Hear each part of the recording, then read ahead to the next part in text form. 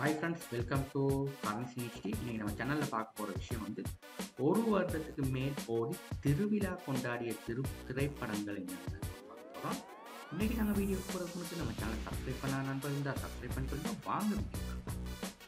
இந்த முதல் திரைப்படம் என்னன்னா 1976 கமலஹாசன், ஸ்ரீதேவி, ரஜினிகாந்த் நடிப்பில் வெளிவந்த 3 முடிச்சு என்ற திரைப்படம் வந்து அந்த காலங்களில் ஒரு திருவிழா கொண்டாடப்பட்ட படம்னு சொல்லலாம். அந்த அளவு இந்த படத்தில் திரைக்கதை வம்சம்னா அந்த மாதிரி பாலச்சந்தர் வந்து இந்த படத்தில் வந்து அமைச்சிருப்பாங்கன்னு சொல்லலாம். இதில் வந்து ரஜினிகாந்த், கமலஹாசன் மற்றும் ஸ்ரீதேவி நடிச்சிருப்பாங்க. இந்த படம் அந்த காலத்தில் வந்து ஒரு திருவிழா கொண்டாடிய திரைப்படம்னு சொல்லப்பட்டது.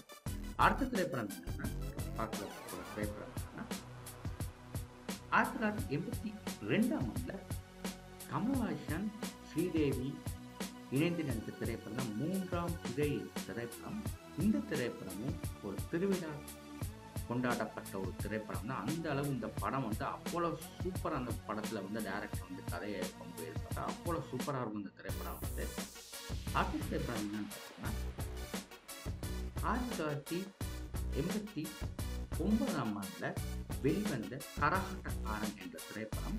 இந்த திரைப்படத்தில் இடம்பெற்ற கதை அம்சங்களை விட இந்த திரைப்படத்தில் அமைந்த நகைச்சுவை அம்சம் வந்து சூப்பராக அமைஞ்சிருக்குன்னு நான் சொல்லலாம்.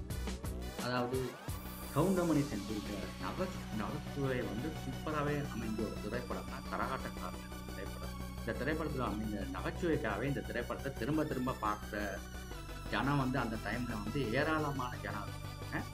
இன்னமும் இந்த நகைச்சுவை வந்து மக்கள் மத்தியில் பேசப்பட்டிருக்கிற நகைச்சுவை, இந்த திரைப்படத்தில் இடப்பட்ட நகைச்சுவை காட்சிகள். அடுத்த திரைப்படம் என்னன்னு பார்த்தோம்னா 1991 பிரபு குஷ்பு நடிப்பில் வெளிவந்த திரைப்படம் சின்னத்தம்பி என்ற திரைப்படம். இந்த திரைப்படத்தில் வாசு வந்து சும்மா கதை அம்சத்தை வந்து பிச்சிருப்பாருன்னு சொல்லலாம். அந்த அளவில் இந்த திரைப்படத்தில் வந்து கதை அம்சம் சிறப்பாகவே அமைஞ்சிருக்கும். இதில் அமைந்த நகைச்சுவை காட்சியிலிருந்து, சண்டை காட்சியிலிருந்து, காதல் காட்சியிலேருந்து சூப்பராகவே இந்த திரைப்படத்தை வந்து கடல் பிகினிங்லேருந்து எண்டு வரை கொண்டு போயிருப்பாங்க. அந்த அளவு இந்த படமும் சூப்பரான ஹிட்டான திரைப்படம் மற்றும் நம்ம திருவிழா கொண்டாடிய திரைப்படம்னு சொல்லலாம்.